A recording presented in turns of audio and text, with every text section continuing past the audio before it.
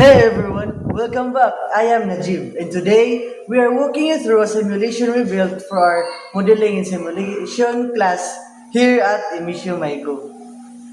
And I'm Celine. What you're about to see is a neat logo simulation that models how different car configuration affect top speed.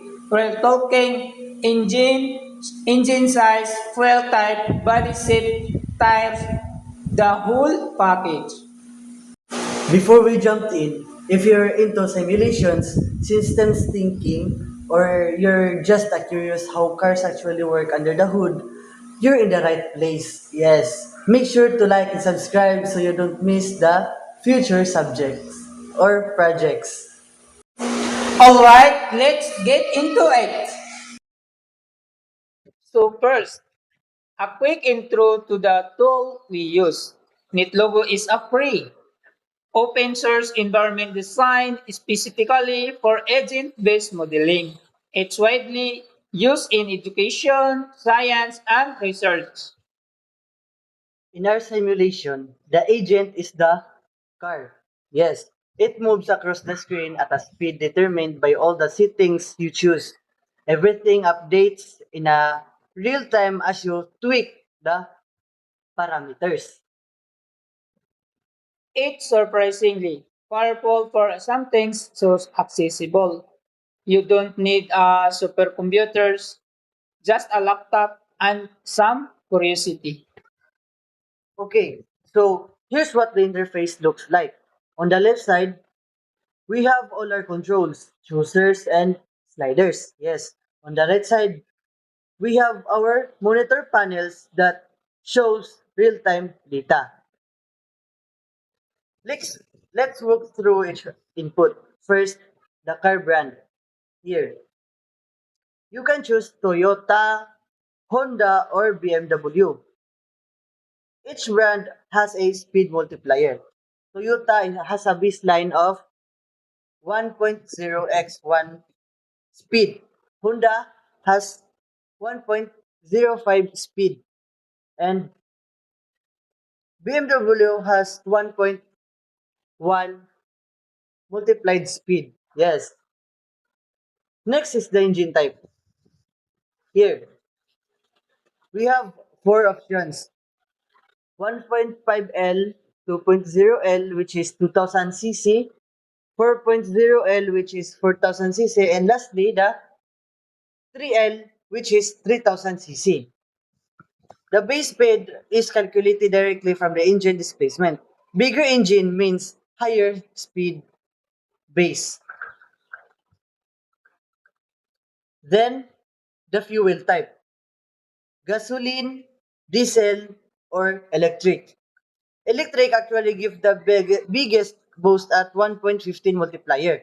Gasoline has 1.08 multiplier, and diesel only brings it down slightly to 0.92 multiplier. And the body type.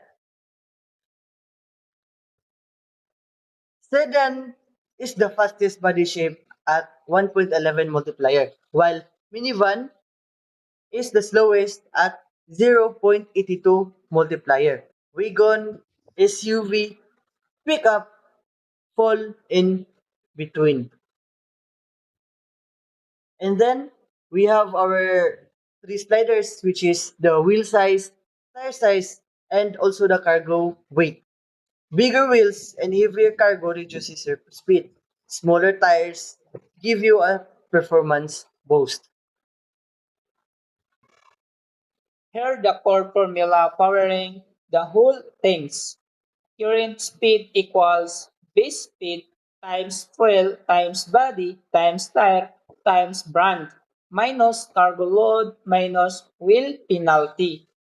Base speed comes from the in-game displacement divided by 1,500 multiplied by 80. So a 1.5 liter engine gives you 80 kilometer per hour base. A 4.0 liters gives you about 213 kilometer per hour base before any multiplier. multipliers. So all those multipliers then of each others. That's why choosing the right combination matters.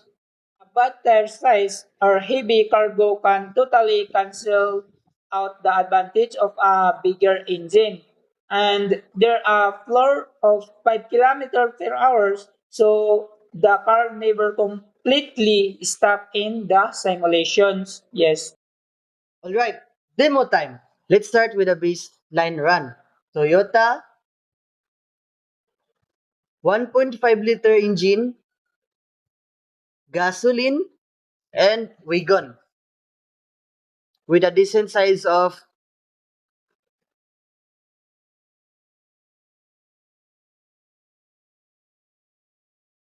default sliders here,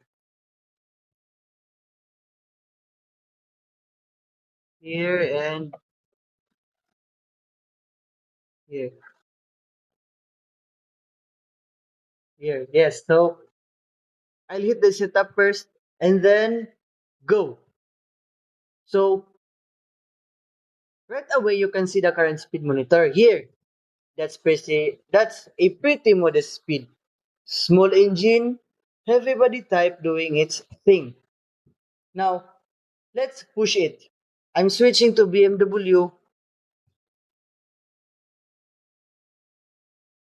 0.40 liter, a electric fuel, and a sedan, which has the wheel size will be down to 1, the tire size will be down to 100, and the cargo weight will be down to 0 cargo. Yes. So, go. So, look at the difference. The speed jumped massively, yes. The top speed monitor in the corner is tracking our personal best for this run, which is here. Let me add some cargo now. Let's stop it. So, let me add some cargo now. Let's say that I'll add 150 cargo. Yes. So, and then go. So, watch the current speed drop in real time, which is here. The simulation updates dynamically. No need to restart. That's one of the things we love about the Net logo. Yes. And now let's try the worst combo. The diesel, the mini van, the max cargo, big wheels, the biggest wheel. Also the tire size. Uh, let's pick Toyota here. Here is 1.5 liter. The diesel will be, yes, diesel. Yes. So, let's try it. So, yeah, that's barely moving compared to the BMW. The difference in top speed between the best and the worst configuration is dramatic. Yes, because the top speed of the best is 358 kilometer per hour, while the worst top speed is 24.28 only. That's the whole point of the simulation. So what did you uh, what did we actually learn from running all these combinations? Let's break it down. Number one, engine size is the single best driver of base speed, moving from 1.5 liter into 4.0 liter. Nearly triples your starting point before anything else kicks in. Yes. Number two, fuel types has a bigger impact than most people expect. So electric outperform gasolines and diesels is actually a speed penalty in this model. Number 3, body type matters more than a brand. Yes, the gap between sedan and minivan is larger than the gap between Toyota and BMW. And number 4, cargo is the easiest wa- uh, way to kill your speed. Every 10 kilogram of cargo removes 1 kilometer per hour from your top speed. Load 200 kilogram and you lost to 20 kilometer per hour instantly. So, these aren't meant to be exact real world numbers. This is a simplified model. But the relationships and trade offs it illustrates are very much grounded in real automotive physics. Now, no model is perfect, and we want to be upfront about the limitations of ours. The multipliers we use are approximations only. Real world speed depends on the aerodynamics, road friction, gear ratios, and dozens of other factors we simplified away. We also only have a one car agent at a time. A future version could simulate traffic, multiple cars interacting, overtaking each other, and reacting to a different conditions. We'd also like to add a fuel consumption monitor, a distance tracker, and maybe even a weather variable, uh, which are rains, wind, and wind resistance, and that would make it a lot richer for our simulation. But for a curse subject, but for a curse project, yes, we are really happy with how it turned out. Yes, it does exactly what a simulation should. It lets you experiment and observe patterns. Right, the wraps up our car speed simulation walkthrough. If you want to try it yourself, we'll drop the net logo file in the description below. Yes. And if you have questions about the model, the code, or how we built it, drop them in the comment sections. Yes, we genuinely love talking about this stuff. If this video helped you, a like goes a long way. And subscribe if you want to see more projects of our modeling and simulation class. Yes. Thank you so much for watching.